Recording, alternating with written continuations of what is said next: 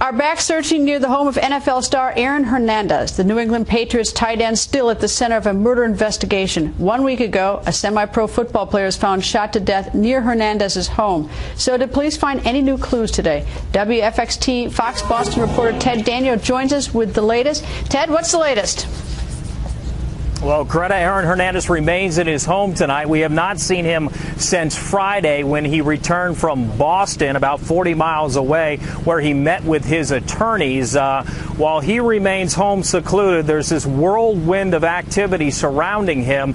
Today, state police were back in this area of North Attleboro, Massachusetts, and they were searching a creek a couple of blocks from Hernandez's home. They had a state police dive team down there, and one of the divers had a metal detector. A couple days ago on Saturday, they were back at Hernandez's home for the second time, where they executed a search warrant there. Basically, what our sources are telling us is that Hernandez has not been ruled out in the totality of this investigation. Investigators want to know, anyone who may have information or knowledge about the death of 27-year-old Odin Lloyd from Dorchester, Massachusetts. That's a Boston suburb, and the focus appears to be in the area surrounding Hernandez's home. You have the crime scene, which is just about a mile away from the home, and the search areas all seem to be focused around here, and it's kind of a wait-and-see game, but there is certainly an intense amount of activity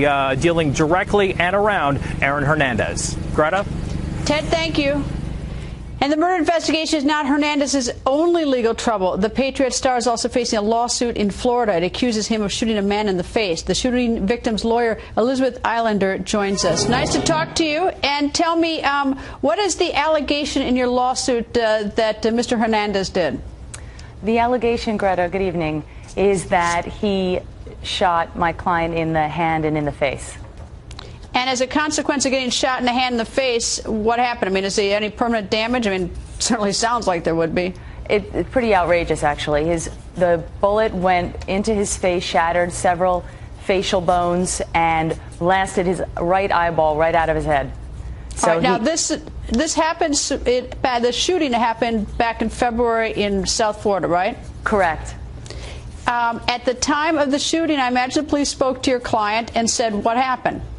Yeah, after he was shot, they came and visited him in the hospital. He was in pretty bad shape at the time, and he was scared. Hernandez and his buddies had left Mr. Bradley for dead in circumstances similar to what we're hearing about in Massachusetts.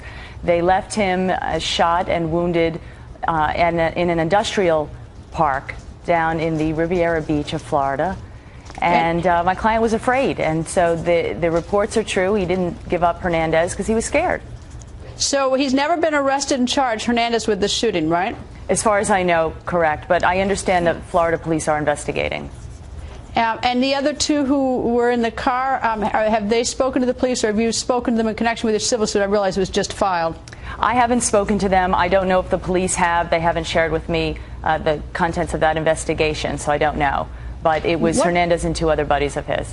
What is your client's relationship, if any, to Hernandez? They've been friends for a long time, and my client was working sort of as a personal assistant for Mr. Hernandez and working with him, and they were partying, and they were at a strip club. Again, similar circumstances to what happened up in Massachusetts, from what I understand. They got into an altercation, and the allegation is Mr. Hernandez shot Mr. Bradley in the face. And what were they fighting about? What was the altercation about? I don't really have the details about that, but they were in the car driving on their way from the Miami area to Palm Beach, and at some point they all got out of the car and in a remote area, and that's where the shooting took place. All right, Elizabeth, thank you very much for joining us, and we'll keep in touch with you following this lawsuit. Thank you. Thank you. Thank you for having me. All right, we're back with Ted Williams. Ted, Yeah, your advice for Mr. Hernandez tonight? Well, my advice is for him to keep his mouth shut and to lay low, and I'm sure that's advice that his lawyers have given him.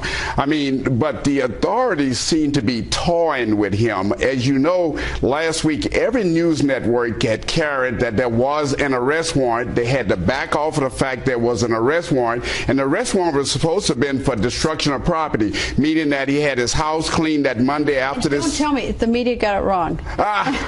I don't know if the cops got it wrong. There was supposed to be a destruction of a cell phone and destruction of a security camera. Greta, he can destroy all those things. Unless they can show a nexus between the destruction of these various items and him and the crime, he can do it. Gloria, your thoughts on what's your advice tonight for Mr. Aaron Hernandez, who's obviously the subject of a lot of suspicion?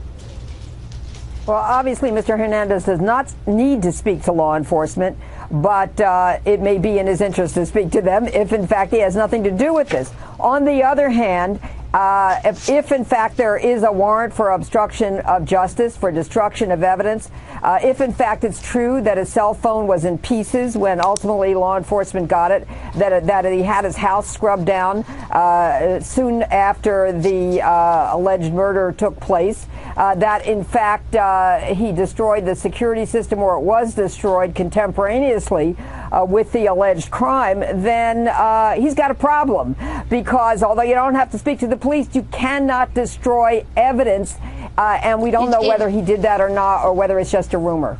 Ted, I'll tell you what I'd be worried about if I were Mr. Hernandez, is if the police have taken the other two who were there that night, sort of split them up, and basically running one off the other and saying the first one to run to the well gets the best drink. You're very accurate there, and I would suspect that the law enforcement have done that. I suspect they split them. They're all keeping quiet. Well, they may be all. They may be innocent, too. You know, they may all be innocent and may be keeping quiet. But one of the things is, let's say something happened in the house, which we don't know, but there was some cleaning of that house. They've been in that house on numerous occasions. They are probably looking to see if they can find some trace evidence to get a connection between Hernandez and this crime. I think that they're probably looking to connect somebody to the car and the car to the body. Absolutely, I'd have to agree with you there. But then there's no reason to push the warrant, because he's not going anywhere. He's not a flight risk. He may have other problems, but he's not a flight risk. Gloria, Ted, thank you both very much.